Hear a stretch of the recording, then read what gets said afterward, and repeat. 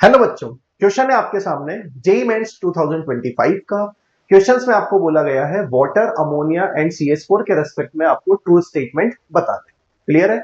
सबसे first statement की हम बात करें, central atom of all the molecules are sp3 hybridized. उसके लिए आपको ज्योमेट्री बनाना पड़ेगा।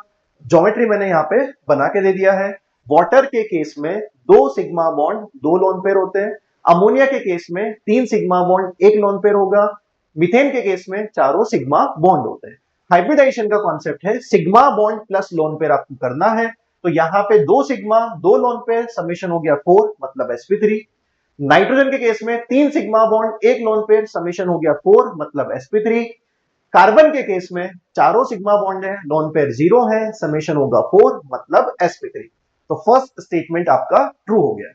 सेकेंड स्टेटमेंट में देखेंगे डेटा को, तो आपको बॉन्ड एंगल के बारे में पूछा जाता है। बिल्कुल सही है।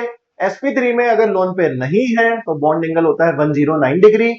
लोन पेयर के आने से रिपल्शन बढ़ता है और बॉन्ड एंगल कम होता है। ये कॉन्सेप्ट है बीएससी पीआर थ्योरी। तो यहाँ पे एक लोन पेयर आया, बॉन्ड एंगल कम हो गया। 2 लोन पेयर आने से मोर रिपल्शन आएगा, बॉन्ड एंगल और कम हो जाएगा। तो बॉन्ड एंगल का जो डेटा यहाँ पे गिवन है ये बिल्कुल करेक्ट है। अगली बात समझ में। थर्ड स्टेटमेंट आपका बोलता है डाइपोल मोमेंट के बारे में। CH4 जो है सिमेट्रिक ज्योमेट्री है, तो इसका डाइपोल मोमेंट 0 होगा। इधर अमोनिया के केस में, वाटर के केस में सिमेट्रिक ज्योमेट्री नहीं है, क्योंकि यहाँ पे लोन पेयर बॉन्ड पेयर है, लोन पेयर बॉन्ड पेयर है। तो इन दोनों में ज्यादा डाइपोल मोमेंट होता है वाटर का और कम होगा किसका? अमोनिया का। बात क्लियर होगी? तो सी स्टेटमेंट भी आपका ट्रू है। डी ऑप्शन की बात करते हैं कि both water and ammonia are Lewis acid.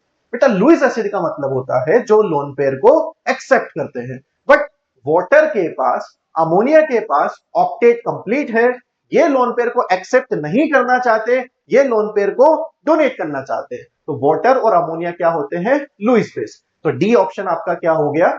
Incorrect. Last option की बात करें, solution of ammonia in water is basic. In this solution ammonia and water act as Lowry Bronsted acid and base respectively.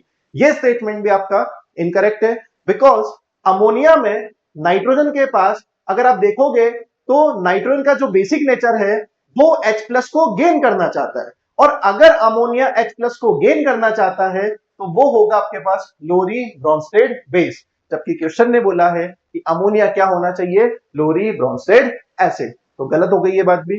तो true statement आपको कौन कौन से मिले हैं? ए, बी एंड सी। तो ऐसा ऑप्शन आपको दिख रहा है, ऑप्शन नंबर 1। तो आप फाइनल आंसर क्या टिक करेंगे? फर्स्ट। क्लियर हो गया बेटा? Thank you.